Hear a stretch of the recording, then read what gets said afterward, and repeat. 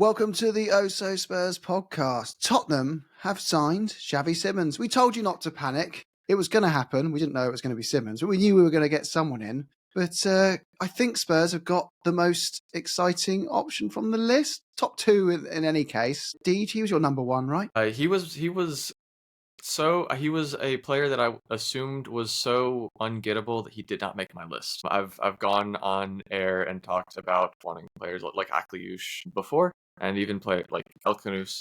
Those are still fantastic players, but I just kind of assumed that Chelsea were going to wrap this deal up because this is a very, very talented player. He's been a player that's been hyped since he was like 12 years old. And he is made his way a bit circuitously, but he's made his way up the football food pyramid, and he is now making his way to the very top of the game. And I just kind of assumed that Chelsea would be from all the reporting, it seemed like it was kind of a done deal, and all Chelsea needed to do was send an offer over. But I guess they ended up deciding they'd rather go for other options. They did exactly what everyone accuses us of doing. Maybe, just maybe, we aren't the only club who finds it hard to get a £60 million transaction over the line, and maybe not the only ones who find there can be some complexities. It's only 50. It's 50, right?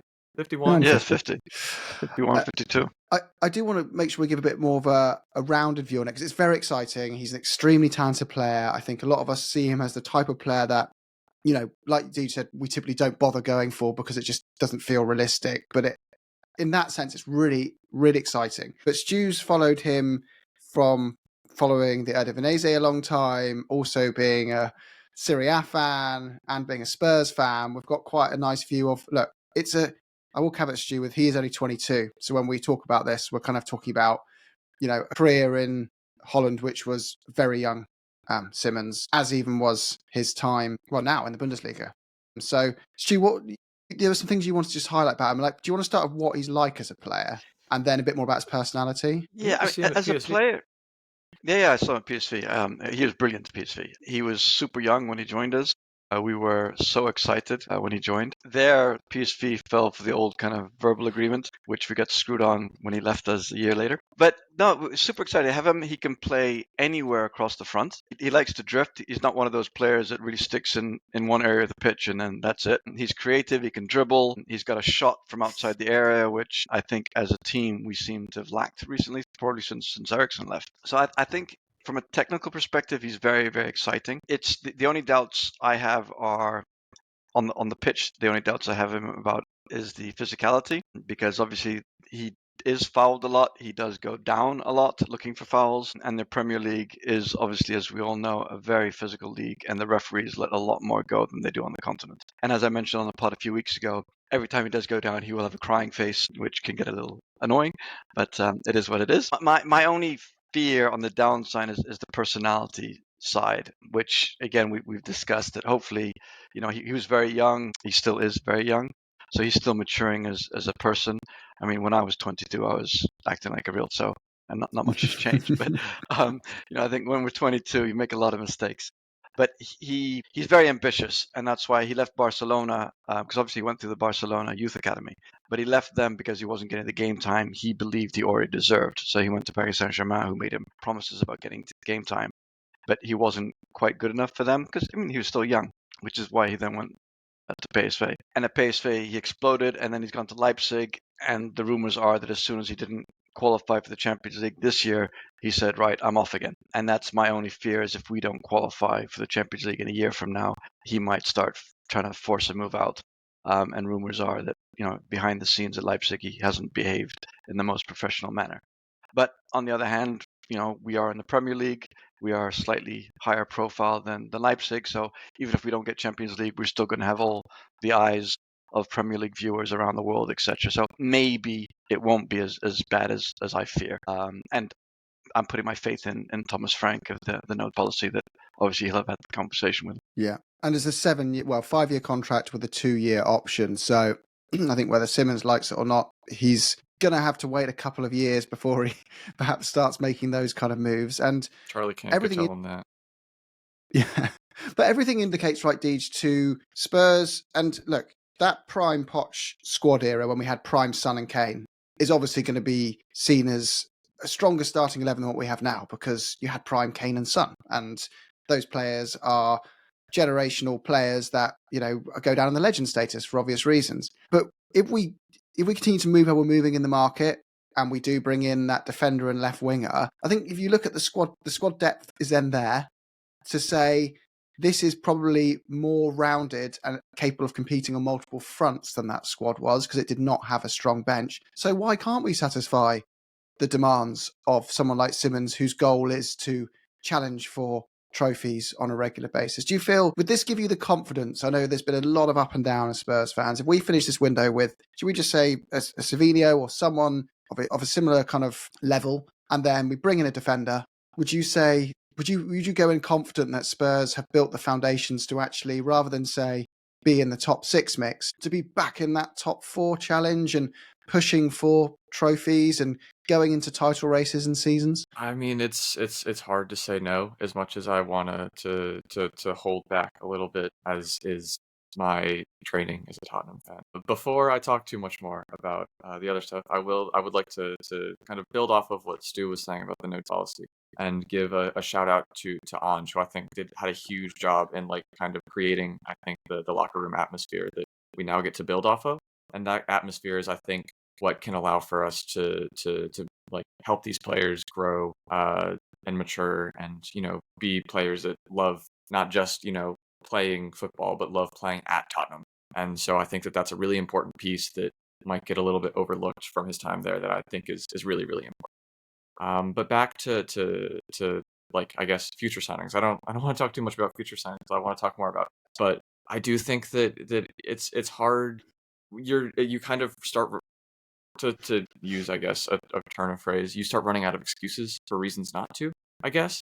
Because like my instinct when I'm thinking about Tottenham and these like bridging the gap to this top 4, that I think even going into the season, even like a few weeks ago, I would have said that gap is one that is not necessarily one I would assume would be surmountable this season, based on the way that transfer windows usually go for us, based on the caliber of player that we expect to sign. I think signing Simons is a huge step in bridging that gap, and I'll talk about that a little bit more later. If we can somehow convince City to let go of Savinho, or we bring in someone else of a similar quality, I'm saying that like there are many players of him like that available, which there really aren't. If we bring in a left center back to give cover to Van de Ven, then you're kind of, like I said, you're running out of excuses for not being in that conversation. Well, Stu, I wanted to ask you, does the Simons transfer make it easier for Spurs to get other targets this window? Do you think it changes the perception of, kind of drive to do things, especially when you run it? I think maybe not the established players, which I think we've always said that we struggle to sign kind of already established big names, but I think other promising players in the like of Simons, I think, would definitely say, well, he's bought into the project. I know how good he is. I wouldn't mind playing with him. And I think as well, the fact that we have started the season so well and just beat Man City, I think that's also going to give people a bit of confidence of, well, maybe they're not as bad as 17th in the league. Maybe Thomas Frank is a good manager, and everyone will have watched the Super Cup final against Paris Saint-Germain, where obviously we played well. So I think maybe things having been delayed wasn't great because we want players in early, but I think on the other hand, it has given people time to see what direction the club is moving in. And I'm going to pass straight to you. Just need Stu to answer one thing that won't derail your point. How do we pronounce his name properly as a native fluent speaker? Xavi Simons. Simons. So simple as that. So I thought you pronounced it slightly differently a second ago. No. Deej, sorry, you had your hand up. Oh, I was just going to say something about in terms of convincing players to come here. I seem to remember a few years ago that Simons played with a certain other transfer target of ours at PSV. So, who's to say, really?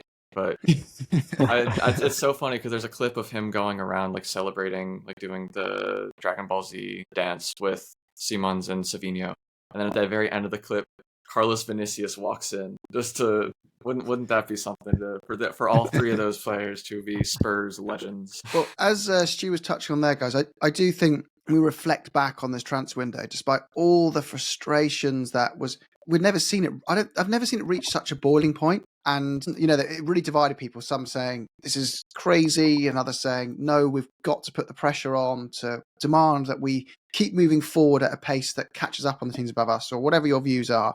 But if we'd acted with absolute urgency and intent on Eze, to the point where we went, this guy is the best option out there, we've got to get him in right now, would you guys have swapped that scenario for this outcome? Would either of you have taken Eze earlier?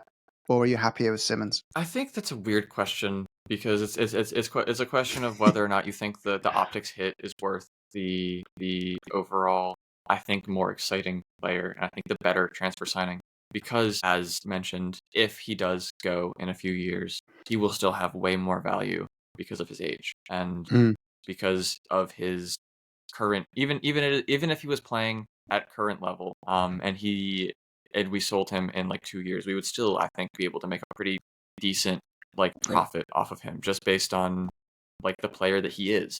And that being said, if we in the hypothetical universe we did sign Eze, we wouldn't have known that Simons was ever a possibility. So I think it's not like I would have been unhappy if that had happened. But if you had told me later that it's like the press the button thing where you press the button and you get embarrassed with Eze, but you end up with Simons, I think I'm pressing that button. Do you agree, Stu? Were you? Yeah, I do. I think with Eze, you're getting someone who could walk straight into the league and perform. So as I said, you do always have those doubts about somebody coming in from abroad. But I think the ceiling that Simons has is much higher. And I think he would only push to leave if he's performing well, because that would suggest that, he thinks he can move to a bigger club, and there's not that many bigger than us. And if he performs well, that means we're going to make a huge profit on him.